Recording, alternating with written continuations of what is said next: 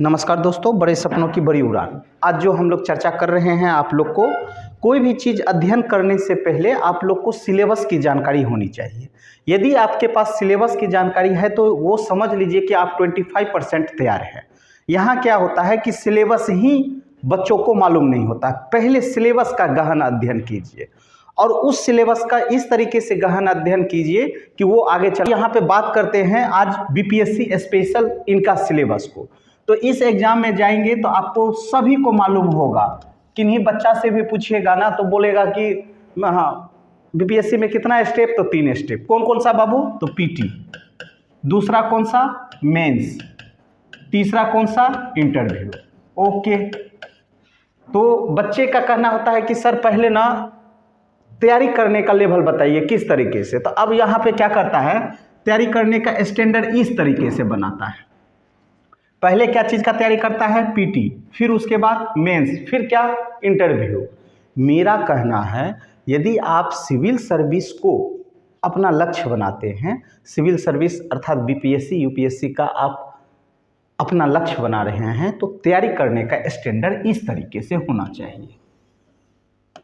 इस तरीके से पहले आपका इंटरव्यू, उसके बाद मेंस, उसके इसलिए कि ये एक दिन में आपका चेंजिंग नहीं होने वाला है। ये एक दिन में आपका चेंजिंग नहीं होने वाला है। तो मेरा कहना है कि कोई भी चीज का, अब मान लीजिए कि सपोज कीजिए कि इंटरव्यू क्या होता है? आपका व्यक्तित्व परीक्षण होता है। व्यक्तित्व परीक्षण होता है और व्यक्तित्व परीक्षण आपका एक दिन में चेंजिंग नहीं होने वाला है। व्यक्तित्व परीक्षण एक दिन में चेंजिंग नहीं होने वाला है। सपोज कीजिए लड़कियां हैं, उनको चलने का मान लीजिए कि इस तरीके से आदत है, तो वो क्या है? हैबिट है। और हैबिट कोई भी चीज एक दिन में चेंजिंग नहीं होता है। तो दिमाग में पहले सेट करना है कि यदि हमने बीपीएससी लक्ष्य बनाया है तो अपना व्यक्तित्व परीक्षण करें और उनको चेंजिंग करें। मान लीजिए कि कुछ गड़बड़ी है तो उस गड़बड़ी को हमको क्या करना है? चेंजिंग करना है। तो दैट इज इंटरव्यू। यही आपका क्या है? इंटरव्यू। और इंटरव्यू में आपको आदतों को बदलना है, अच्छी आदतों को डालना है। जैसे मान लीजिए कि बॉयज है, सपोज कीजिए बॉयज है। अब ये बॉयज है तो अभी से मान लीजिए कि इसका आदत है कि क्लास करने जा रहा है तो ट्राउजर पहनना और टी शर्ट पहनना चल दिया क्लास करने। नहीं, लगना चाहिए कि आप क्या है? सिविल सर्विस के स्टूडेंट हैं। मैं ये नहीं बोल रहा हूं कि आप नया कपड़ा पहनिए, साफ सुथरा कपड़ा पहनिए, अच्छा कपड़ा पहनिए। वो आपका कहने का मतलब मेरा क्या है हो रहा है। अब फॉर्मल ड्रेस, आजकल तो हम देख रहे हैं कि जींस पहन के आता है तो पता नहीं चलता है पेंट पहना है कि फुल पेंट पहना है। इतना फाड़ लेता है कि मत पूछिए। खैर वो सब चलिए, लेकिन अपने आप में यदि सिविल सर्विस बना रहे हैं तो उस सिविल सर्विस के अंतर्गत हमारा कहना है इस व्यक्तित्व परीक्षण का आप एक दिन में चेंजिंग नहीं कर सकते हैं इस परीक्षण को। और इसके लिए आपको क्या करना होगा? अभी से आपको हैबिचुअल में लाना होगा, आदत में लाना होगा। चलिए अब आते हैं मेंस। मेंस में क्या होता है कि यहां आपको लिखित होता है। मेंस में क्या करना है? आपको लिखना, कोई भी चीज के बारे में ना डिस्क्रिप्शन, मतलब ये इस तरीके से आपको लिखना है कि ये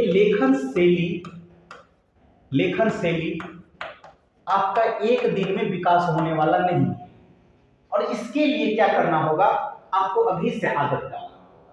मेरा कहना है कि सपोज कीजिए आप बहुत अच्छे वक्ता हैं, बहुत अच्छा बोलते हैं, लेकिन जब हम उनको बोलेंगे कि आप उनको कॉपी में लिख करके दिखाइए तो वो लिख नहीं पाते। ठीक है, और ये आपको एक दिन में चेंजिंग नहीं होने वाला है। एक दिन में चेंजिंग नहीं होने वाला है। तो ये जो होता है मेंस, मतलब क्या हो गया? ये आपका सब्जेक्टिव रहेगा। और ये सब्जेक्टिव यहां आपको ग्रेजुएशन का एग्जाम नहीं हो रहा है, आप स्नातक करने के बाद इस एग्जाम को देते हैं। और इसका मतलब क्या होता है कि स्नातक में मैक्सिमम, हम जो अपनी बात कर रहे हैं, हम अधिकतर यूनिवर्सिटी को, जैसे हमारी पढ़ाई हुई रांची यूनिवर्सिटी से, दिल्ली यूनिवर्सिटी से, उसके बाद रायपुर यूनिवर्सिटी से, तो हर जगह से हमने मतलब अध्ययन किया है। तो उस अध्ययन क्रम में हमने एक चीज देखा कि स्नातक पास करना हमें लगता है दुनिया का सबसे आसान काम है। आसान काम कैसे है कि यहाँ कॉपी भरा जाता है, ठीक है, यहाँ कॉपी भरा जाता है, जिस कॉपी का वजन ज्यादा उसका मार्क्स ज्यादा, ठीक है।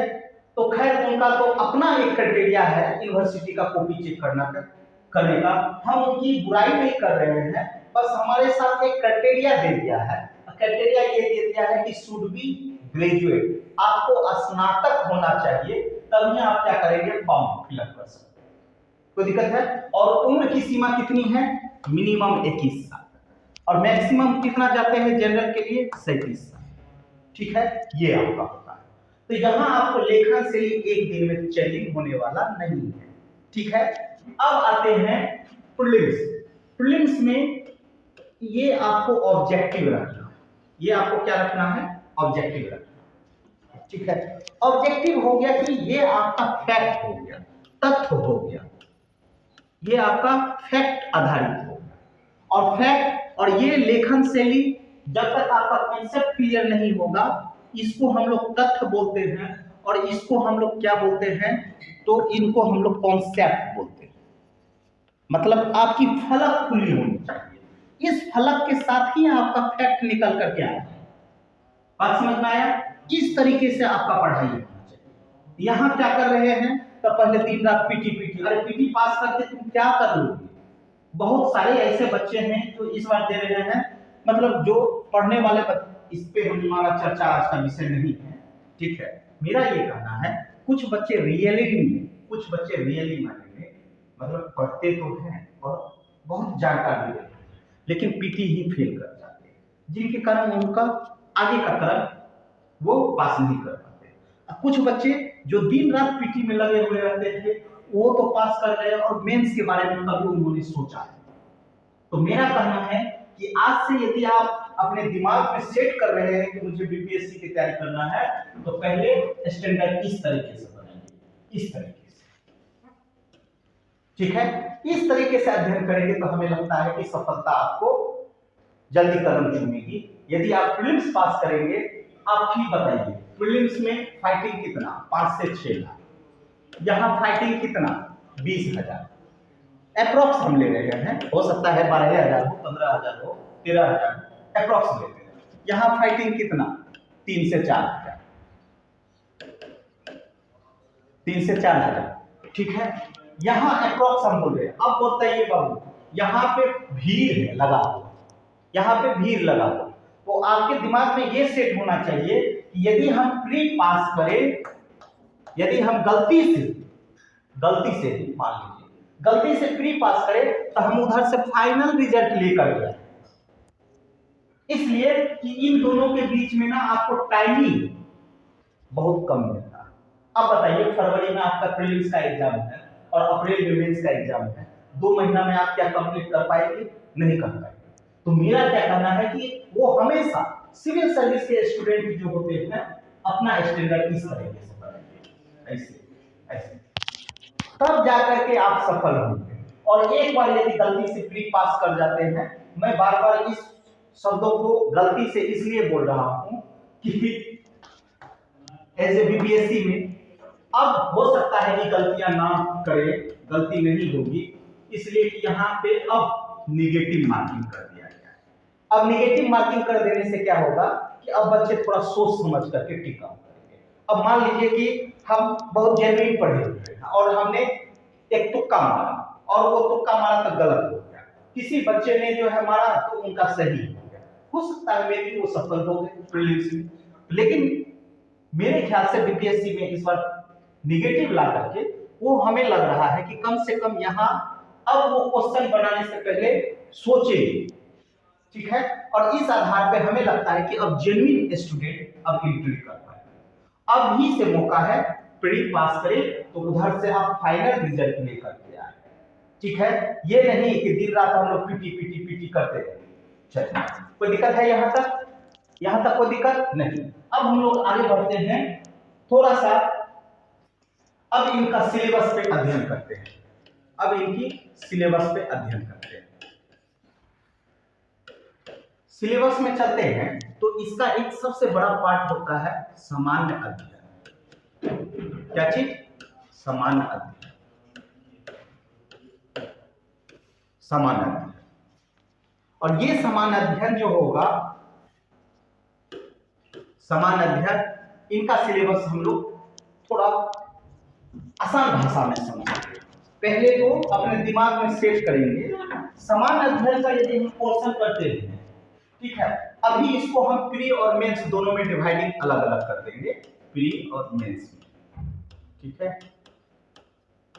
आपको हमने बताया कि प्री आपका क्या रहेगा, ऑब्जेक्टिव रहेगा, और मेंस क्या रहेगा आपका, सब्जेक्टिव रहेगा, हमने बताया आपको। अब यहां याद रखेंगे, ठीक है, कि इस समान अध्ययन को हम लोग इस तरीके से पढ़ते हैं। देखिए, पहला क्या लेते हैं, एसएसटी। पहला क्या लेते हैं, एसएसटी। एसएसटी का आप लोग नाम सुने होंगे, एसएसटी। एसएसटी में ना बचपन में अंडर 10 है ना, एसएसटी में 4 सब्जेक्ट, कौन कौन सा बाबू आपके लोग बता दीजिए। तो एक हिस्ट्री, दूसरा ज्योग्राफी, तीसरा पॉलिटी और इकोनॉमिक्स। क्लियर, दिमाग में सेट हो गया। यदि हम एसएसटी बोलेंगे तो इसका मतलब क्या हो गया, 4 सब्जेक्ट। ओके, कोई दिक्कत नहीं। अब आते हैं साइंस। साइंस में 3, फिजिक्स, केमिस्ट्री और बायोलॉजी। कोई दिक्कत है नहीं। नेक्स्ट आते हैं हम लोग करेंट अफेयर्स। कोई दिक्कत है नहीं।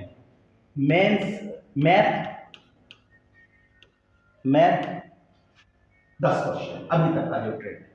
उसके बाद आते हैं बिहार स्पेशल। बिहार स्पेशल यहां तक आपको कितना क्वेश्चन मिलेगा, 150 क्वेश्चन। कितना क्वेश्चन, 150 क्वेश्चन। ये हम अलग चर्चा करेंगे कि हिस्ट्री से कितना क्वेश्चन आ रहा है। पहले अभी आपको क्या करना है, दिमाग में सेट करना है क्या चीज, सिलेबस। और सिलेबस को आसान भाषा में हमने समझाया, SST, history, geography, polity, economics, science, physics, chemistry, biology, current affairs, math और बिहार स्पेशल। इतना चीज आपको प्री का हो गया।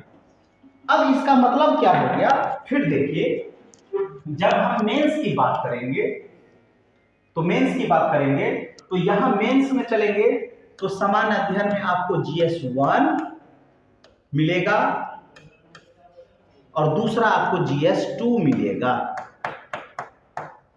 जीएस 2 मिलेगा। क्लियर, मेंस में। प्री का तो आपको क्लियर हो गया। अब देखिए, यही समान अध्ययन का पोर्शन जो है आपका मेंस में भी जाएगा।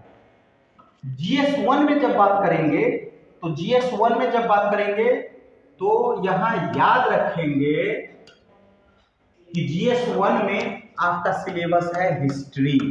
क्या है, history plus current affairs plus, अब यहां मेंस में आपको ये जो मैथ वाला पोर्शन है, ये मैथ वाला, मैथ हट करके वहां क्या आ जाएगा, स्टैटिक्स। क्या आ जाएगा, स्टैटिक्स। क्लियर हो गया, दिमाग में सेट हो गया। जीएस 1 में क्या है, हिस्ट्री, करंट अफेयर्स और स्टैटिक्स। तो हिस्ट्री आपने क्या प्री में भी पढ़ा और मेंस में भी पढ़ा।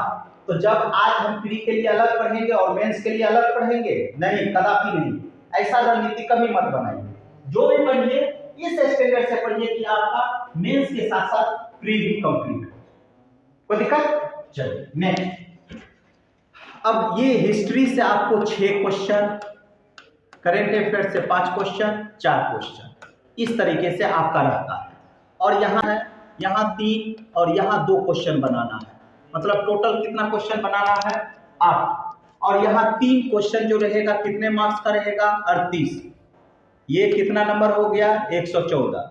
ये 3 गुना 38, ये कितना नंबर हो गया, 114।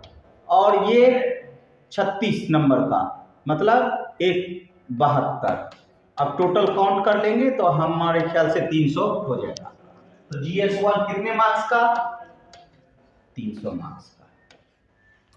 दिमाग में सेट हो गया, बताइए पक्का। चलिए नेक्स्ट, अब आते हैं जीएस 2।